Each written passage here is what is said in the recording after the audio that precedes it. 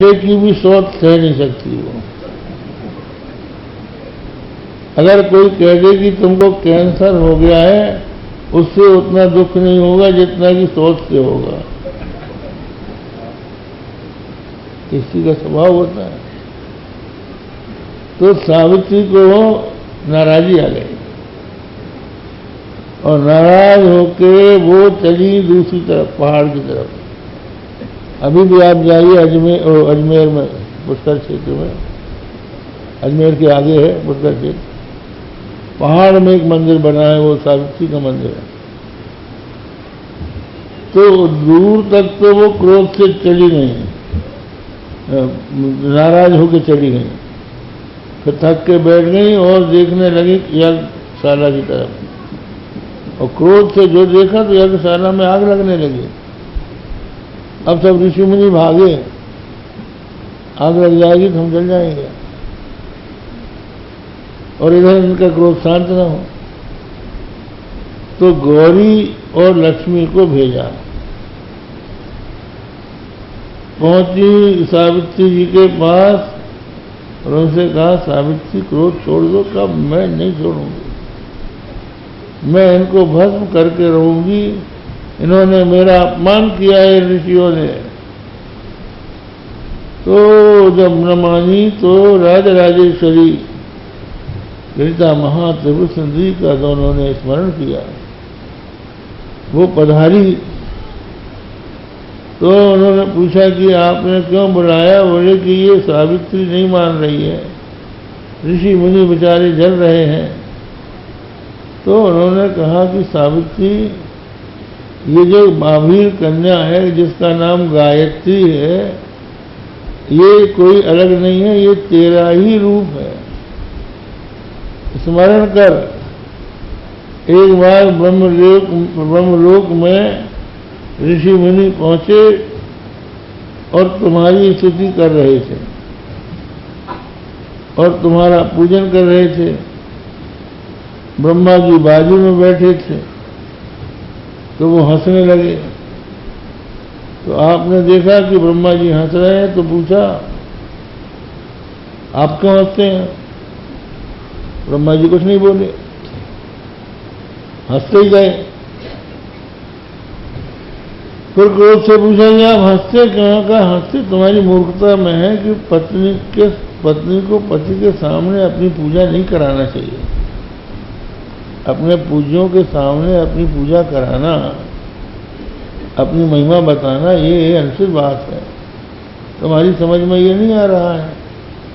बोले तुम जलते हो हमसे, जाओ तुम्हारा आभीर कन्या से विवाह हो जाए।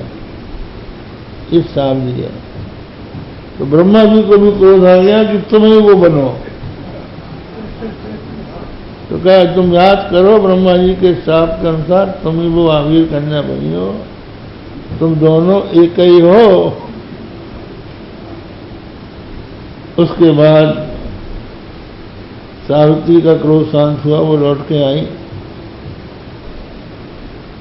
अब वो जो आभीर कन्या थी जिसका नाम गायत्री था, उसका बाप आ गया डंडा लेके, 5 वहीर लेके आ। ऋषि मुनियों से कहा तुम्हारा सिर तोड़ देंगे हम, हमारी लड़की का विवाह है, हमसे बिना पूछे क्यों किया इससे?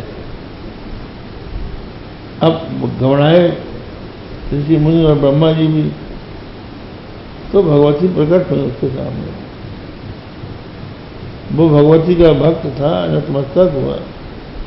उन्होंने कहा देख, ये मेरा अंश है, इससे तू द्वेष मत कर, और ये ब्रह्मा की पत्नी है होगी, ये तेरे यहाँ ब्रह्मा जी के शाप से उत्पन्न हुई है। तो कहा माँ तुम्हारी आज्ञा शिरोधारी। तो भगवती ने कहा कि वरदान मांग। तो नंद ने, वो जो आभीर था, उसने कहा कि आप मेरी बेटी बनो। तो उन्होंने कहा अगले जन्म में तुम नंद गोप बनोगे और मैं तुम्हारे घर में योग माया के रूप में जन्म लूंगी। तो वो योग माया ज्ञान। ये त्रिपुरा रहस्य नाम की एक पुस्तक है, उसमें ये वृत्तांत लिखा हुआ है, वो प्रसंगवशात हमने सुना दिया। तो योग माया ने ये काम किया, देवकी के उदर से गर्भ निकाल के रोहिणी के उदर में डाल दिया और ऐसी माया फैलाई। ओ विसंसितो गर्भो किसी पौरा विचुक्रुषु। गांव के लोग कहने लगे कि ये दुष्ट कंस ऐसा पापी है, अपनी बहन को इतना डरवाया कि उसका गर्भ ही नष्ट हो गया। अब भगवान की बारी आई। तो भगवान ने अपना अवतार लेने के लिए सबसे पहले जो भगवान भक्तों को अभय देने वाले हैं, भगवान अभिविश्वात्मा भक्तानाम अभयंकरः आविवेशांश भागेन मन आनक दुंदुभे। आनक दुंदुभी ये वसुदेव जी का नाम। वसुदेव जी का जब जन्म हुआ था तो स्वर्ग में आनक और दुंदुभी बजी थी, इनका नाम पड़ गया था आनक दुंदुभी। क्यों बजी? इसी के बेटे के रूप में परमात्मा का अवतार हो। तो भगवान जैसे सामान्य लोगों का जन्म होता है, वैसे भगवान का जन्म नहीं होता। वो पहले मन में आते हैं और मन से मन में जाकर अवतार लेते हैं। आविवेशांश भागेन मन आनक दुंदुभे। तो यहां पर भगवान का विशेषण है भगवान अभिविश्वात्मा, विश्व की आत्मा। तो जब विश्व की आत्मा किसी एक के मन में जाएगा तो अंश रूप में तो जाएगा, तो चलेगा अंश भागे।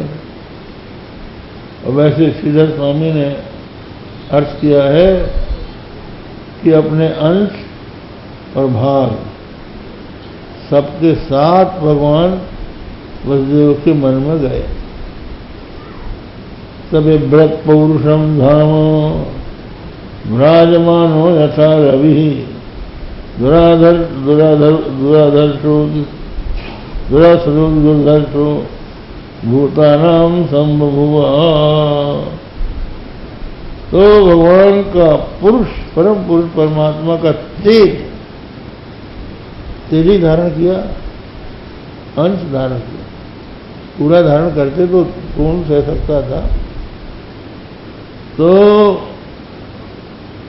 जैसे सूर्य का प्रकाश होता है, वैसे वसुदेव का मुखमंडल का प्रकाश हो गया।